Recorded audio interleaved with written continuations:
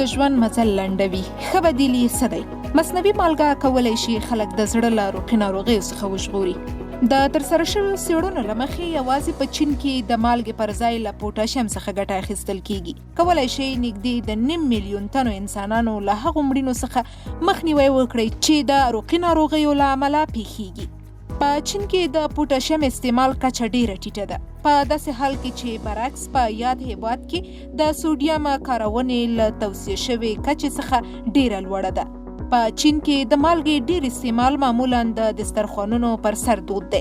د دغه بدیل د محصول استعمال په چین کې د وینې د لوړ فشار اړوندو ناروغیو د مخنیوي په برخه کې یوه هیله بښونکې ستراتیژي ده، چیرته چې په 2015 کې نږدې 2 میلیونه تنه د وینې د لوړ فشار له امله مړه شوي.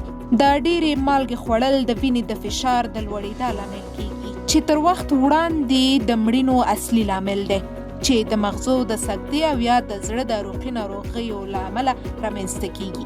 ګمان کیږي چې هر کال په ټوله کې د مالګې له حد څخه زیات استعمال له امله نږدې 3 میلیونه تنه مړه کیږي. په چین کې د سوډیم استعمال د روغتیا نړیوال سازمان لخوا د توصیه شوې کچې 2 برابره ده او د چین نږدې 9 میلیون خلک له 25 کلنۍ څخه تر 15 کلنۍ پورې د وینې لوړ فشار لري. په چین کې د 10% هغو کسانو د مړینې لامل چې د سکتو له امله مړه کیږي او عمرونه یې له 1 څخه ښکته دي د سوډیم له حد څخه زیاته کارونه ده.